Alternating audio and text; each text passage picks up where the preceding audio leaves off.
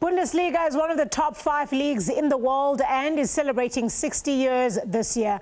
Over the years, many Africans, including South African players, have contributed immensely to its growth. One of the brightest African stars to make an indelible mark is Nigerian legend Jay Jay Okocha. Our reporter Vincent Situla had a chat with him recently. Bundesliga is one of the top 5 leagues in the world, and this year they're celebrating the milestone of reaching 60 years. And of course, in those 60 years, they've had meaningful contribution from Africans and African players, and also South African players, such as Sibusiso Zuma, Doron Brackley, Siyabonga Nkosi, and many others. And of course, there's been many other African players who have made so much impact in the Bundesliga, and more so a Nigerian legend by the name of Austin Jay Jay Okocha. Austin Jay Jay Okocha is joining us right here on Sports Live and SABC News. JJ, welcome to South Africa, and thank you so much for joining us on Sports Live and SABC News. First of all, let's just talk about this milestone of celebrating 60 years of the Bundesliga. Tell us more about that.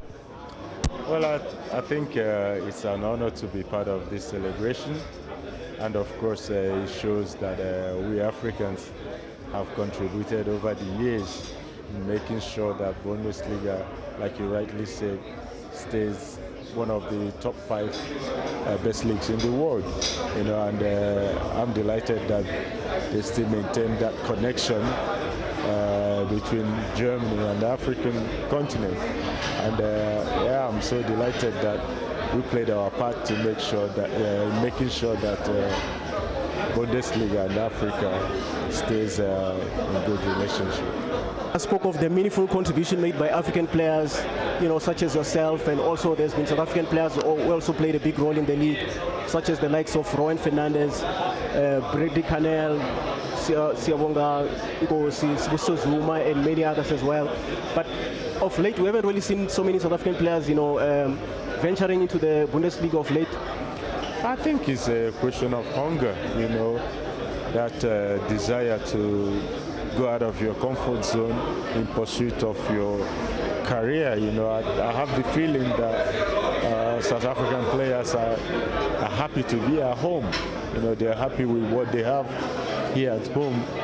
But if they can pick up the courage like the players that you mentioned that went abroad and played, I think the impact that you will have even in your national team will be huge, you know, because you're never lack of talent. But your players playing only in your league limits their opportunity of competing really in world football. So I think it's all about that desire to go out of your comfort zone and achieve or play to your maximum potential. Bafana and Nigeria in the same World Cup qualifying group for 2026 World Cup in Mexico, Canada, and the USA. So far, you've seen the first 2 matches. The Nigerians, you know, only 2 points in 2 matches, and South Africa won 1 and lost 1 as well. Yeah, I think it's interesting to watch African qualifiers now because, like you rightly said, there are no minors anymore. The gap have been breached.